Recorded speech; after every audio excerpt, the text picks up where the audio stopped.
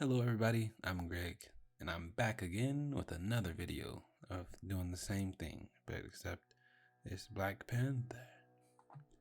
The Black Panther! I'm going to be doing the same concept in this video with the same medium, so nothing new, I guess, except there's a new character, the Black Panther.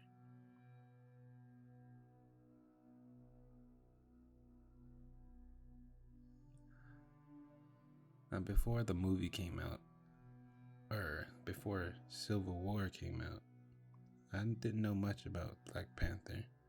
I did know that he was a part of Totally Awesome Hulk's story, and I know he was one of the smartest in the Marvel Universe. But I didn't know much about his character and what he was from and how he came to be, other than he was a ally for the Fantastic Four. But other than those two instances, I didn't know anything about him. Then when the movie came out, or actually when Civil War came out, I was intrigued, and so I looked more into him, and I read the Civil War comics, and then I seen the whole thing, and I'm like, oh yeah. Then when the movie came out, I was all for it. It was very exciting. I loved to see the whole diaspora of the African tribes and stuff like that. Even though it's a fictional place, it still is nice to see that portrayed in a film about a superhero, but also being a king of a nation where I guess a regular American would find as a third world country or like a third world continent, even though a lot of Africa is pretty nice and civilized and lots of greenery and stuff, but kind of stuff they see in our school books. So you see like the children with flies all on them and stuff like that. It's not an accurate depiction of Africa. So seeing that movie brought another side. Actually, it brought a lot of things to the MCU and to fans all over, and it was nice to see that. I find it funny how Black Panther was made before the actual political or whatever Black Panther party, but then it had nothing to do with Black Panther party, or they're coming up with that. It has to do with kingdomship and taking care of your people. I feel like in the movie, the newest one, 2018 movie, the Black Panther, it seen the two sides of that stuff. Like, you have the part where you have to take care of your family, take care of either your kingdom or your people or whoever. And then you have the other side that came over, which was the tired side, the hurt, the killmonger.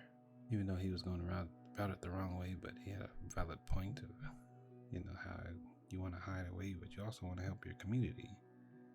And you want to, want to protect people and help people out that are struggling through the same problems as you're struggling through. But you don't want to go about it the same way you're being oppressed. That's kind of stupid. You can't go from the oppressed to the oppressor. That's just flipping the roles. It's not really fixing anything. So, and you also can't ignore the problems either. That's how Wakanda was doing it at first. So I think it was nice that they put that in the movie so that they can see how both sides were kind of wrong, but if they kind of come to the middle, then they can actually do some right. And I think that was a nice little underlying message that you could take from it. Also, the Black Panther had a lot of similarities to Lion King, which the fact that you got the dad who was killed, and then the son raises to be the king himself. Except for, of course, you got extra elements in it, like being a superhero and all this other stuff. But it's it actually says a lot about kingdomship and how it doesn't really mean that you just rule over the people blindly or that they have to listen to every word you say because you're the king. It has to do with more of taking care of your kingdom. And you can't have a kingdom without people. And you can't really be on the people's side without kind of serving the people that you are king over.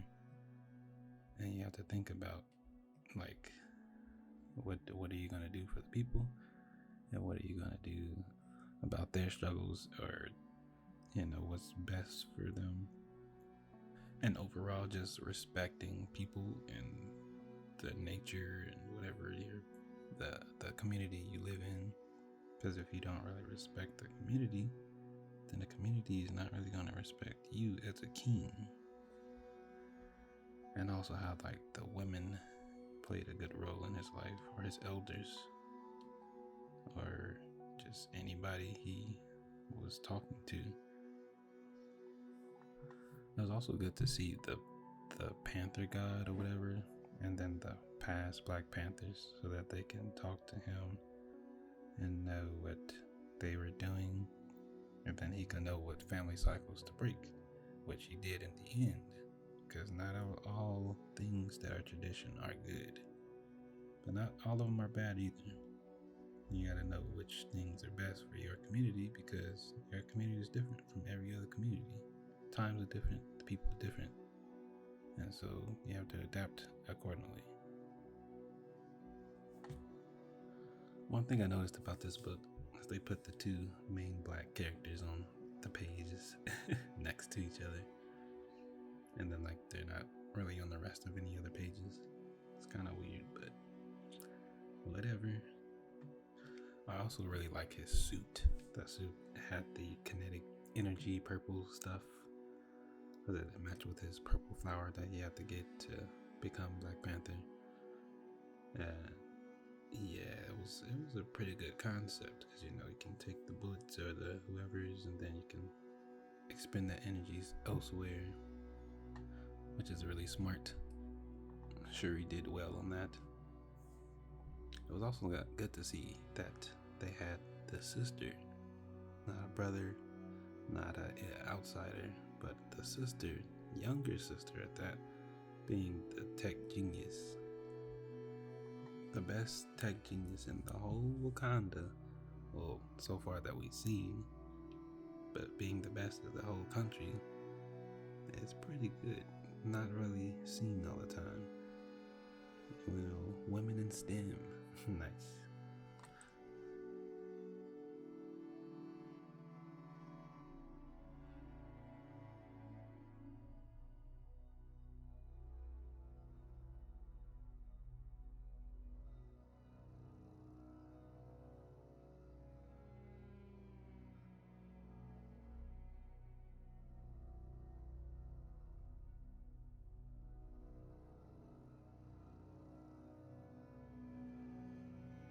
So anyway, I hope you enjoyed this video.